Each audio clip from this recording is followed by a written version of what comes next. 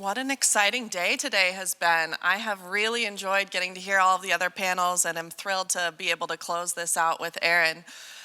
Before we jump in, we can introduce ourselves. So as Dan said, I'm Katie Curtis. I'm the Chief Information Officer for Great Plains Communications. We are an internet, video, and voice provider based in Blair, Nebraska. We've actually been around since 1910, so 116 years. We support the Norfolk area as well as surrounding areas, and this is my first time to Norfolk, so I am so thrilled to be here. I was able to arrive yesterday afternoon, drive around, see some of the facilities, and what an amazing town you guys have. I definitely see where the pride is from. So Erin, want to introduce yourself?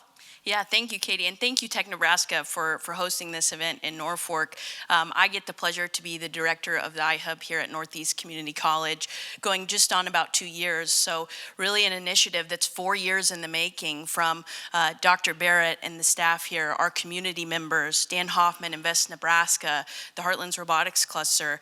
This is something that has taken so many years and so many partners and so much collaboration to bring to this community. And as somebody who grew up in Iowa, I have absolutely loved being in Nebraska. It's been about the last 6 years, and I think there is true momentum throughout the state, but also in Northeast Nebraska. I was in kind of the Fremont and Omaha area prior, absolutely loved it, but I can truly say for a more rural area, there is so much magic here because there's people that are really invested in how do we advance technology, how do we advance our education systems, and how do we continue to advance our businesses. And I'm really excited to talk more about what the iHub has in store for that, as well as hopefully everybody can join us a little bit later for the tour of the actual facility because it's been a long time in the making and we're really excited to welcome the community in its doors. So we've heard teasers all day about this iHub. What is it? That's a great question. I think, one of the things about the iHub is it serves everybody. And so in essence, in its physicality, it's an 18,000 square foot facility with woods and metal shop, rapid prototyping lab, industrial automation labs, youth robotics, electromechanical. There was a group within the college system and Dr. Barrett and again, Dan Hoffman and all these people that they were thinking, what's the future of Northeast Nebraska? What's the future for our students? And youth robotics was kind of a big piece of that. Manufacturing is huge in this region. We're heavily saturated with successful manufacturers. Healthcare, agriculture is massive and it continues to advance in technology. So this is a space that we say K to Gray can be in its doors together. You don't have to have a tie to the college to utilize the facility. So there's community memberships available for hobbyists all the way to entrepreneurs. Come in and prototype, come in and create, rub shoulders with other entrepreneurs. Students can be in there working on youth robotics kits and look through the windows and see our industrial robotic arms moving, and they can start to kind of see the future and the opportunities that are here in Northeast Nebraska, as well as some workforce training and upskilling. Earlier, there was a lot of talk about investing in your existing employees. We may not have continual growth within our population, but we've got some really great people here. And what are we doing to invest in them and continue to invest in our workforce? It's super exciting, and I love to see that this is kind of the test bed for this across Nebraska. Yesterday, I was able to tour the Wayland facility. Thank you again, Scott, for that amazing tour and then for your participation in the panel earlier today. Seeing those robots live in action is fascinating. And one of the things that really hit home, and Scott mentioned earlier, is the focus on people. Robots doesn't equal, loss of jobs, but it allows you to focus on higher meaningful tasks. And so really appreciated that opportunity. So you said the iHub was multiple years in the making. Take me back 5 years ago. How has Norfolk changed from a tech culture and just an overall town perspective? And then where do you see it going in the future, especially with the investment in something like an iHub? Yeah, it has been incredible to see the progress so far. And being someone who's fairly new to the area, my mother actually did her student teaching at Pierce. 20, 30 years ago. And so when we moved to this area, she was like, wow, Norfolk has just leveled up completely. The downtown is amazing. So there's that aspect of it, but we also see all these businesses connecting. And I think that's something that's really key that will come out of today. We've heard this so many things, whether it's AI or the robotic adoption or the education. There's this element of collaboration in Norfolk and surrounding areas where businesses, education, community members come together and sit down, and we're not keeping all of our cards so close to our chest. I've sat in rooms with Scott Volk and folks from Nucor and folks from NIM and other manufacturers in the region, and they all know that they're competing for the same talent. And so there's great conversation and collaboration around what do we need to do to grow? How do we work together to make Norfolk and Northeast Nebraska a place that our students want to stay? So it's really been a holistic approach. There's been some new collaboratives happening even with childcare and all these other things that have to happen for our technology industries to continue to grow and for folks to want to stay here in Northeast Nebraska. So I think I'm probably going to use this word maybe as overexcited, but I think we're at a catalyst point. And so do we continue to have more people coming in, more students wanting to stay that build off of the success that we've seen in the last 5 years? And I think that's really interesting. One of the, top trends that I'm seeing across the industry is on talent retention. And there's been a lot of conversation today around what Norfolk's doing to foster talent and grow talent. What are things that other organizations can do across the state of Nebraska to support what Norfolk is doing, and what do you need from them? Yeah, I think that's a great place to go into my manufacturers a little bit and getting to sit and talk with them, even from a statewide. Jordan Clutie mentioned the other day something about how important his family is and running a successful business, and Nebraska is a place that he can invest in that. And so I think when we have these parents that are in Nebraska, they can feel really assured as far as the workforce that their kids are going to be taken care of in these industries. They're going to have a good wage and a good income. And so I think the biggest thing is continuing to connect to our larger markets, continuing to connect to Tech Nebraska to tell that story. I think there's several of us who know it, we live it, we breathe it, we believe in it, but making sure that we're spreading that message throughout the state before it's too late, before we lose students. And of course, there's always those boomerang stories. I know there's some in the room today that they go and they get their education and they come back. And I do have to just say, Jim Townsend's here today with Kawasaki. I don't think he ever stops moving. He's done a really great job in talking about how do we advance the workforce and how do we help keep students here. And that passion, it's really alive and well here in Northeast Nebraska.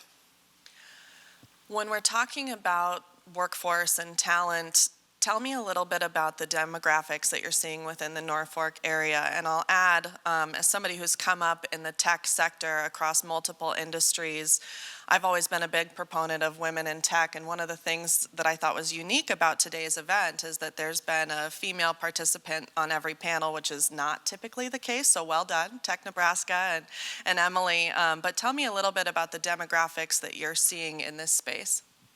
Yeah, I'm just along with you, with women in tech is such a great thing, and I think there's several aspects that we have to attack it from, and I think that's what's important with iHub when we talk about working with folks as young as kindergarten all the way through seasoned career professionals. Part of it is making sure when students are young as kindergarten, that they're having access to some of these things, access to the youth robotics, access to technology. When we get little girls and little boys working side by side together, there's nothing odd to them to have this idea that I could be an engineer or I could code or I could be in manufacturing. That barrier kind of comes down. They also learn really, really young and really early that I can work with men and women. And so it just kind of becomes the norm. Here also in Northeast Nebraska, we're incredibly lucky to have many technology companies that are led by fantastic women. And the companies that are led by men are also very fantastic about lifting up the women in our communities. And I think of some of our manufacturers, they talk to me all the time about how the women are a huge proponent of the future of our workforce. And how do we make sure that there's not a barrier of entry as far as maybe feeling uncomfortable or feeling like that's not a space for them. And I think the more and more that we go on, Northeast has had some incredible stories about female welders that are just absolutely fantastic and crushing it in our region. So we continue to see that advance. We have youth robotics camps. I'm trying to grow some of the numbers there. We're typically about 30% with our younger women there, but we do have a manufacturing course with NEMAC, a statewide course, and our first cohort is adult education, and 4 of the 5 students are women. So we're really excited to see that grow. I have to say, I agree with all the panelists earlier today around the talent within the state of Nebraska and the hard work ethic that comes with being part of the Midwest and the central U.S.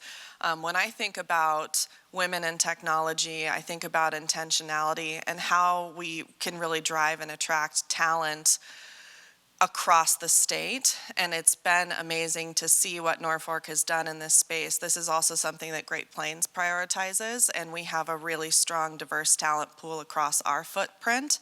While we support 20 states, really the heart is Nebraska, and so I have great representatives from our company today, and really proud about the work that GPC has done around women in technology and supporting different demographics.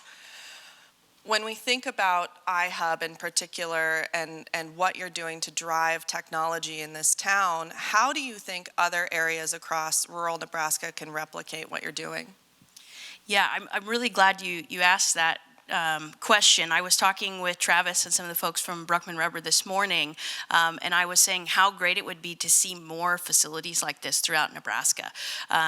One of the things that's been really awesome about the iHub, when I came in, there were so many individuals throughout the state that would get on a call with me and talk through things as advanced as technology and software that we should be looking in, to as simple as how much Wi-Fi usage are we going to need for this facility.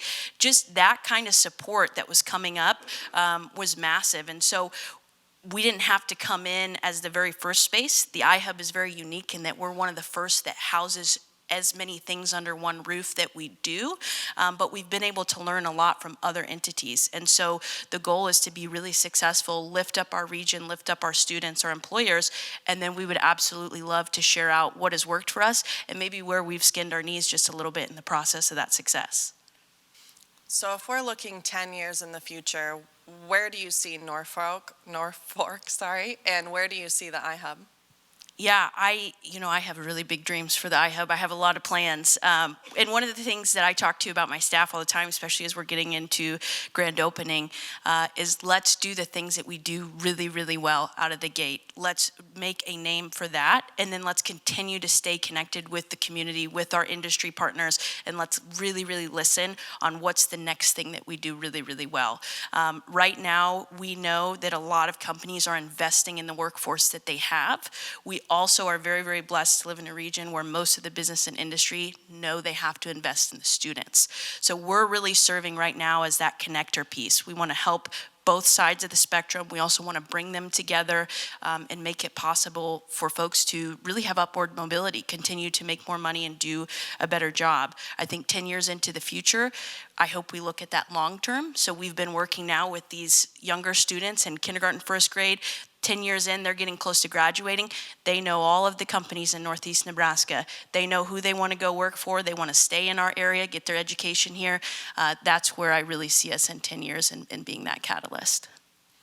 One of the things that comes to mind for me after listening to the awesome panels today is with the emerging AI, and I won't go into what the last panel covered so well, I see opportunity for people to continue to work everywhere. There's a little bit of this pull-push happening in the industry of return to office, work remote, but as compute power starts going to the edge, and as we continue to have connectivity in rural areas, specifically with some of the regulatory programs that the state of Nebraska is funding, I see the ability for talent to live where talent wants to live. And you've seen a push of great talent moving away from the cities post-COVID because they don't have to live next to the building that they work in. And so from a larger organization perspective, I want to find the talent and I want to attract them to live and work where they want to live and work, and then, be successful in their roles. So I see a program like iHub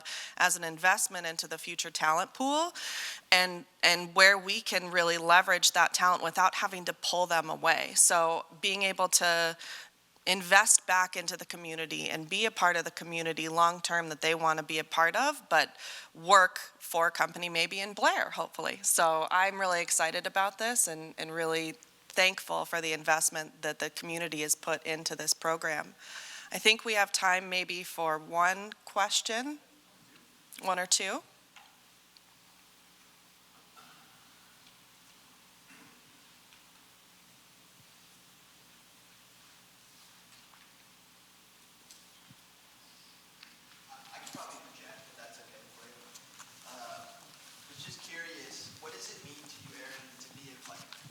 To be a manufacturer? I know you not specifically, but as iHub comes online and you start to support the growers and builders, what does that mean to be a manufacturer? I'm really glad you asked this because it's perfect. I am not a manufacturer, but I started out my career at Kawasaki. I was in the office. I was in the purchasing department. And I was in their commercial lawnmower engine department, and I will tell you, a lawnmower sales rep hates to see me coming because I check every engine to make sure it's a Kawasaki because I have this pride. And so I think to be a manufacturer, it is to have something different every single day that you show up and do. It is to have something that you're incredibly proud of that you get to make with your hands. And it's knowing when you're on an airplane or driving a car, or you're in the subways in New York, that some of these parts were made in Nebraska. This is really lame, but I love having the Hy-Vee catering, and they have these little butter packets, and I go, do you know that comes from West Point Dairy, and we have one in West Point, Nebraska? I'm a really lame dinner date, but that's what it is to be manufacturing. And it's passion, and we just have to make sure that our students know that it is passion. As Scott mentioned, it's not dark, dirty, and dangerous. It's making things for the entire world to continue to go on and hopefully go on more efficiently and more safely.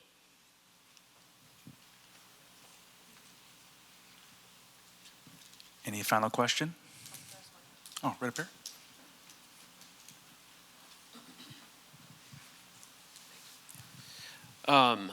Just a question that comes to mind for something like this. Is there any program for, say, the underserved? I know that it's member-based, but I think about a lot of young people in the community that maybe don't have the financial means or what have you, but still need to learn these skills so that way they can break free from maybe that poverty that they're living in. Is there anything for them as far as iHub goes? Yeah, I really appreciate you asking that. And one of the things that's fantastic to have Dr. Barrett's leadership is when we were building this and talking about membership structures, she wanted to make sure there weren't barriers that existed. And so I've been working with Dr. Cruzy in the foundation, and we're looking at opportunities for scholarships. Scott Volk with Wyland also asked, is there an opportunity to do like gift cards or funds to help for those students? So we're looking at that from a membership perspective. I don't have anything day one today, but we want to do that. The other piece is some of those NEMAC credentials and manufacturing credentials that we talked about. We do have secured funding in partnership with the Department of Labor to get folks into a higher paying job. So a lot of those folks we're working with now are completing their GED at the same time as getting this manufacturing credential, and we're able to connect them with an employer on the other end with a high tech and high wage job. Maybe that can be an ask for some of the other corporations in the building. Are there sponsorship opportunities to support exactly what that question was? Yeah, we have been incredibly thankful with the community support and help, and I think the biggest thing is continuing to make sure we're serving our students and serving the community. So we will have more information at our grand opening on how we can support those students, and our foundation does a great job too of continuing to look at where can we better support our community. Corporation, private business support is always huge, as well as just your time. I can't iterate how impressive it is to have you guys come in as speakers to our students, help inspire them, do mock interviews, job interviews. So lots of really, really great opportunities to support there. Amazing. Well, I think we're at time. Thank you so much, Erin. It was wonderful to spend time with you. Thank you, Katie.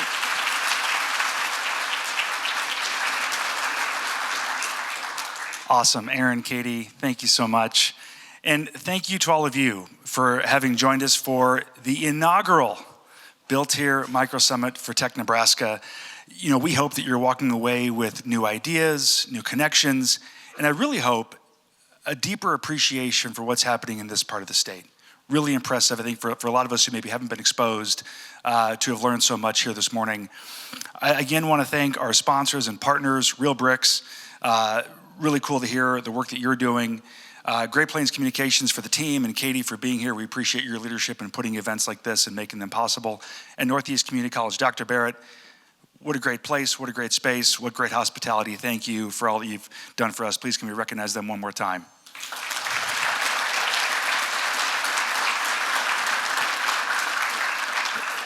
And then I want to give a special shout out, on behalf of Tech Nebraska and the board for our leadership, Emily in particular, and Shelley, for making this come together. These things don't happen by accident. It takes a lot to put these on, the months and weeks leading up to this. And so a special appreciation for Emily and the team as well for making today possible.